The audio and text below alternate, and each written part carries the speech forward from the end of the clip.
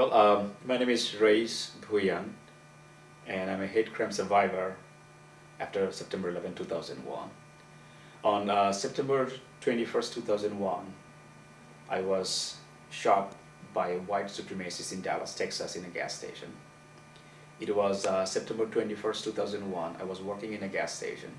Suddenly, a customer walked in wearing bandana, sunglasses, baseball cap, and pointing a double barrel shotgun at my face. And he asked me where I was from. I wasn't sure what he asked me and why he needed to know where I was from. I said, "Excuse me," and he shot from 4 to 5 feet away with a double barrel shotgun in my face and the right side of my head. And I got more than 35 pellets on my face, and two of them penetrated my right eye. And even though I luckily survived by the mercy of God, but he also killed two other person on September 15th and October the 4th. Later on, he was brought into justice and he was given death penalty.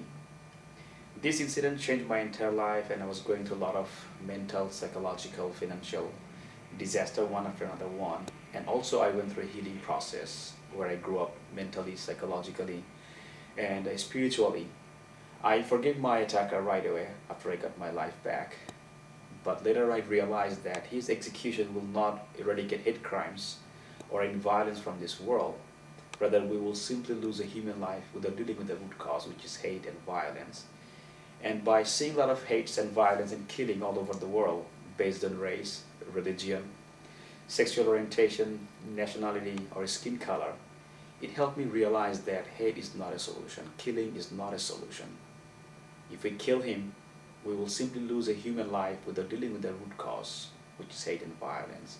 And because of my upbringing and my Islamic faith taught me that forgiveness is the best policy. And that's what Moses, peace be upon him, Jesus Christ, peace be upon him, Muhammad, peace be upon him, by all other messengers taught us that forgive and work for peace. And I realized that if we give him a chance, the person who tried to kill me, Mark Stroman, who knows, one day he might become a spokesperson. He might raise awareness of hate crimes and teach people not to follow his path.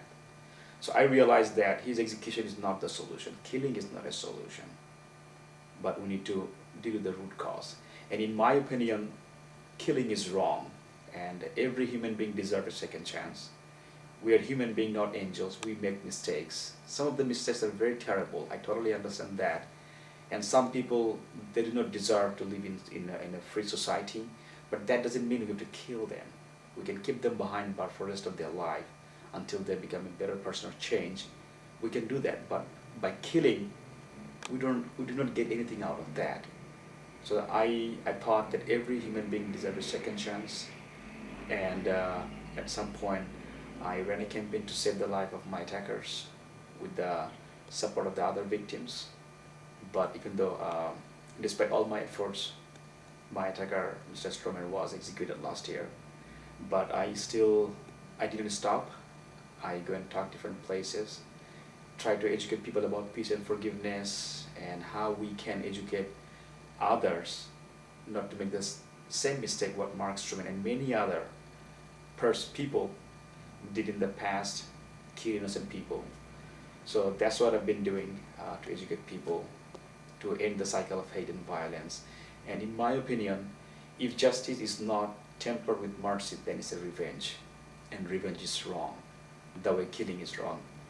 Human lives are very precious, and every human life has some potentials.